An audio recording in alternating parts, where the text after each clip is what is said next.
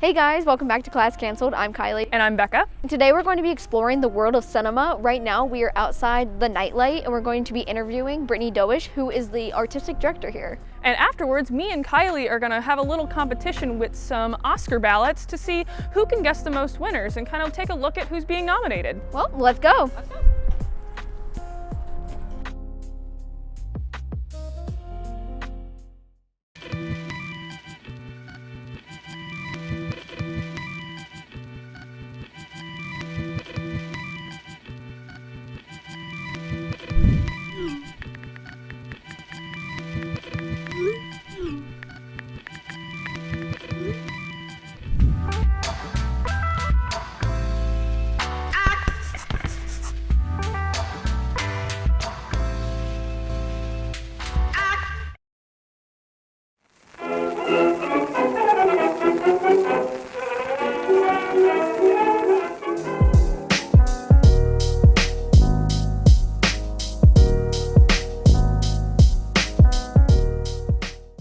Hey guys, we are here with Brittany Doish, the artistic director here at the Nightlight Cinema. So can you tell me a little bit about the Nightlight? Yeah, so we're a 501c3 nonprofit art house cinema in the heart of Akron, Ohio. So we show all independent films that don't get the kind of attention from like larger studios as, I guess like Marvel films would be or something like that. Yeah, and like the Nightlight, I feel like it's so unique to like the Akron community and just having something that's not like, I mean, you can go down the street and it's like there's a Cinemark or a Regal, but like this is like so unique. So how do you think it being like so unique, and especially so close to University of Akron, like students like coming here and everything? It's a big part of how they get introduced to film culture, which is really a reason to keep like certain forms of art alive, right? Yeah. Just like the Akron Art Museum does their own stuff and bringing in new artists and stuff like that. We bring the attention and ability for, students to even just come and hang out with us, and see great films. Yeah, so you get to pick like the movies that are shown here. So like, how do you pick that? Is it like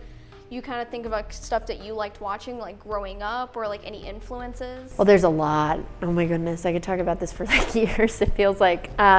So it also is it like hinges on Akron audiences giving feedback as to what they want to see. But then also it's like a touch of like, well, this director has been great and also has like a great reputation for this. I like his films, which is a big part of it too, but not my taste goes to everybody, right? But when it comes to like, choosing films like the Nightlight Film Society, which is our essential film series, and we show repertory films that like have not gotten like probably in our lifetimes or over recent years, like a big theatrical release and Akron hasn't seen them, or also it's like classic films that like people have dreamed of seeing on the big screen. So I feel like that's a little bit more my touch there in like figuring out like, oh, we're showing like Badlands, which is this weekend, and we're showing Terrence Malick's like films. Let's give some light on his like early stuff that people might not know of, and so that's really fun for me to do as well. And my influences kind of come from like all over. I like a lot of B-horror films or like really experimental stuff, and I also really love independent like films from the 60s are like my favorite kind of things too, where low budget productions were just like the main thing, and people would like finance their house and stuff to like to make a film, and it's like, wow, that determination comes out through like their characters and stuff, and it's really cool to see from that era like how films have changed, and how everybody will get or do anything to make their story like heard. Yeah, and you're able to really get that with like the Nightlight, because you play so many like independent and like indie films, so people are really able to like get that. Yeah. And you guys are playing the Oscar short. I know, we're like it's the third or fourth, I think like it might be the third year in the row we're doing it, like just at the annual. So it's really cool because it gets a lot of attention. People get to see, like they didn't get a chance to watch the Oscar shorts or like any kind of like nominated shorts in like a theatrical way. So I think it's cool that Magnolia Pictures like and Shorts TV kind of gathers all of them around so people can see them on the big screen with their friends and family. And everyone loves shorts. I think a lot of the magic of cinema comes with like handcraft.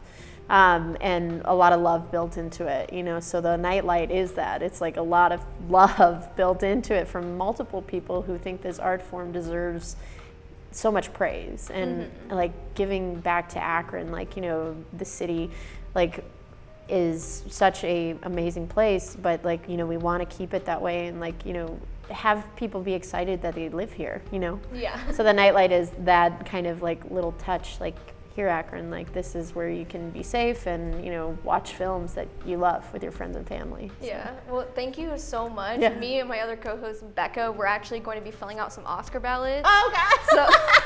So we're gonna see who can do the best. But thank you so much for talking with You're us. so welcome. Thanks. No problem.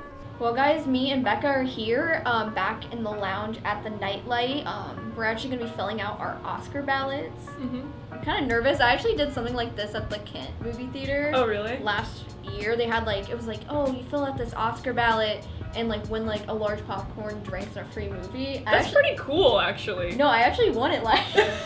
I won it last year. Don't mean to flex, but yeah, okay. I don't mean to flex, but I also used my free movie to see Captain Marvel on like student night, so it was really bad. But yeah, so first off we have Best Picture. Okay. So we have Ford and Ferrari, The Irishman, Jojo Rabbit, Joker, Little Women, Marriage Story, 1917, Once Upon a Time in Hollywood, and Parasite. Okay. Right off the bat, the ones that I haven't seen, I have not seen Once Upon a Time in Hollywood.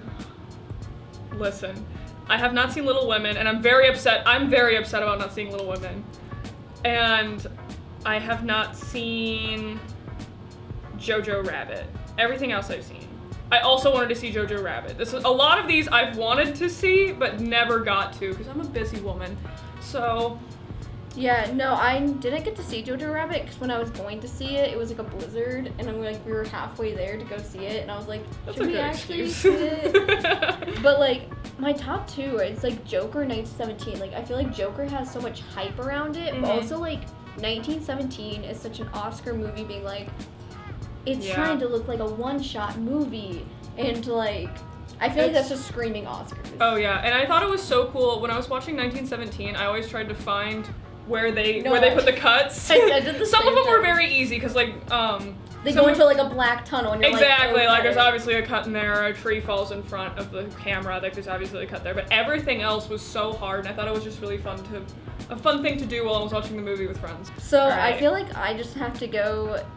I'm really gonna put 1917. Yeah, I'm putting 1917. It's just like Parasite to me is already winning like best foreign picture. Yeah. So like I don't think that they would put, oh, you're gonna get foreign movie and best picture. And the Oscar goes to Parasite. Sure. Yeah, that's true. Or like Marriage Story, like I don't know. Everything else is just like I feel like they're gonna win in something else. Just like 1917 is, but Yeah, I feel like 1917 might pull a sweep, but...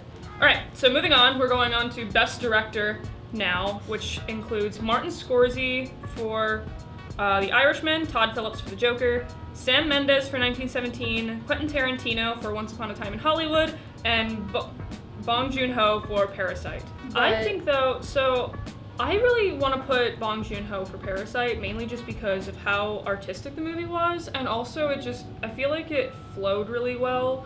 Not to say that Sam Mendes also didn't like flow very well, and like the artistic ability with the one-shot movie sort of thing wasn't good. I just thought Parasite did it slightly better. I'm gonna switch it up. I'm gonna have to go Sam Mendes again for like 1917, only because he got Best Director, I believe, for the Golden Globes. Okay. So I'm just going 1917 for almost like everything. Okay. But I feel like he's like Parasite is probably gonna get that. Mm-hmm. I'm trying to figure out, like, because this is a competition between you and I. Oh yeah.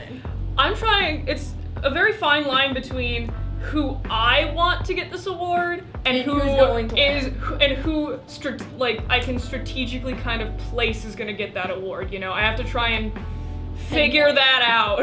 Well, and like especially like I mean, there's like 24 like categories, so you don't know. And like we talked about this before we started rolling, but the same 5 things are like nominated every time. Oh yeah. So like in like a category, like for example, if you go into like cinematography, randomly The Lighthouse is in there. I'm like, is the Lighthouse gonna get it because like that's the only category they're up for, or like is it going to something else? I didn't actually notice that, but thank you for nominating The Lighthouse. Lighthouse was a good movie. All right, so we are all filled out here. So I think it's about time for us to go see the movie though. So maybe we should go get some concessions over by the concession stand. I think that sounds good, and like we will see who wins, but we won't know until later. So That is true. Let's go.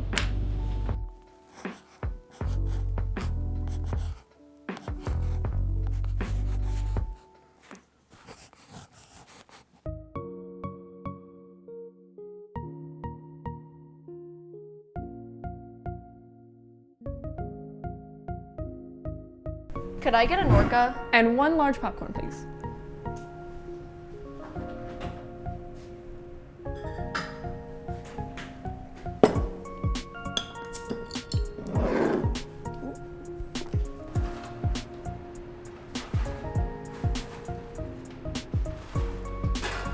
Yes, fill me up. Extra salt. Thank you. Thank you. Well, Becca, that is our episode. Since this is like our first episode, you want to make sure to follow us at our social media. So like us on our Facebook, our Twitter, or Instagram at Class Canceled, and make sure to subscribe to the University of Akron to see any of our future or past episodes. And make sure you tune into the Nightlight to go see any new movies coming out. Yeah, so let's go.